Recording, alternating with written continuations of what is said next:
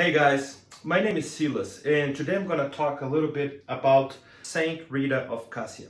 She is also known as the Saint of the Impossible Causes. And that is because her life has always been surrounded of impossible things that happened to her because she was so close to God. But I'm going to talk a little bit about why I wanted to talk about Rita and a little bit about her life. So me and my family, we have always had Saint Rita as our protector, our favorite saint. That's the saint that we always pray to when we need help, when we need guidance, when we need some support. We need somebody up there talking to God. Hey, look at that bald guy there. Help him with this or that.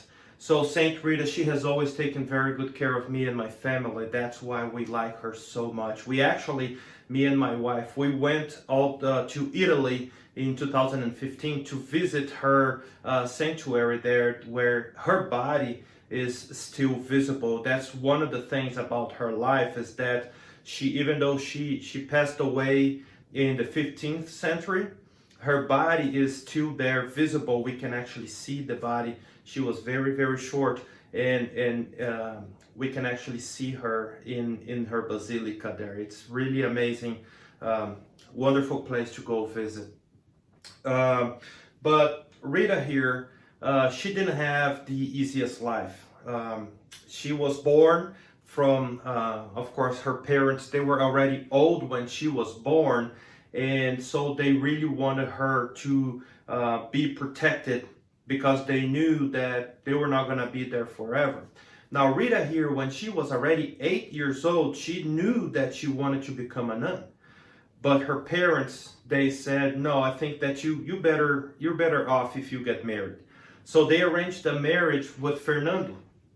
And Fernando, he was not the best person in the world back then. But still, because Rita was so obedient to God and to her parents, she married Fernando, and they had 2 kids. Now Fernando, he was a very rough man, and Fernando, because of all this time, he ended up having a lot of enemies. Now Rita here, she prayed daily that Fernando would convert himself, that he would become a better man. And finally Fernando did. He turned to God, he became a better man, more just to Rita and all that good stuff. But because of all the enemies that he had collected throughout his life, he ended up being killed by one of those enemies. And Rita, of course, she was very upset, very sad, but she was very worried that her 2 kids would want revenge against the people that killed her husband.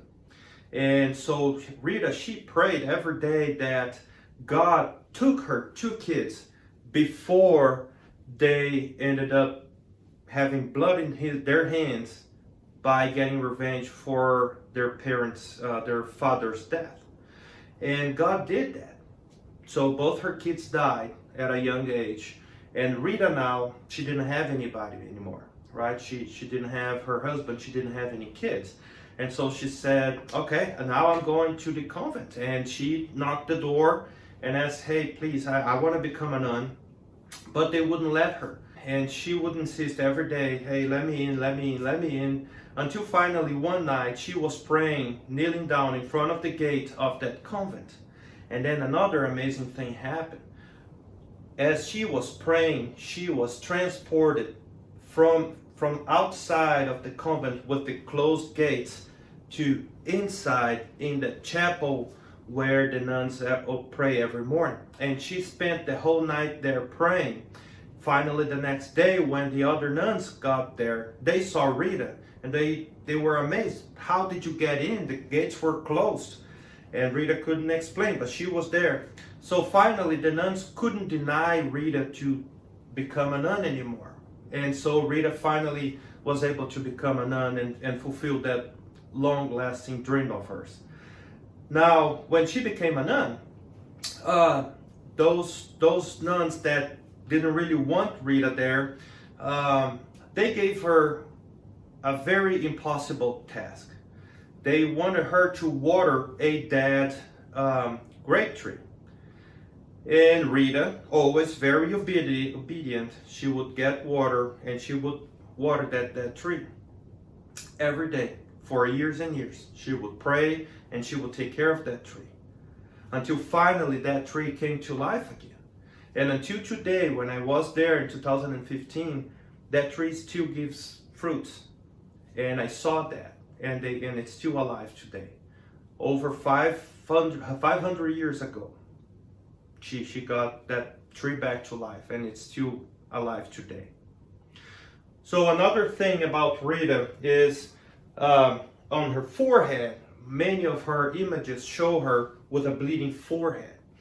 That is because Rita, once she was praying in front of the cross, and she asked God, she asked Jesus to share his pain with her. And as she was praying, one of Jesus's cross spikes jumped from the cross directly to Rita's forehead. And it opened a wound that wouldn't heal for the rest of her life. So she carried that wound for many years. And it was not a beautiful wound. And it didn't smell very good.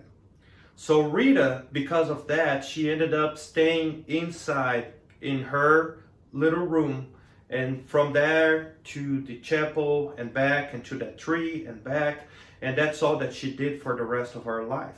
So all of her life was dedicated to obedience, to prayer, and to God. And then finally, when Rita passed away, that wound closed, and people could smell roses around her coffin. So Rita's life has always been surrounded by impossible things that God allowed to happen because of her love to God and his love to her. And that's why we love Rita so much. We always pray to her because she helped my family through some very tough, nearly impossible situations. And I definitely recommend all of you to study a little bit more about Rita and pray to her as well, because she will take care of you. Thank you very much.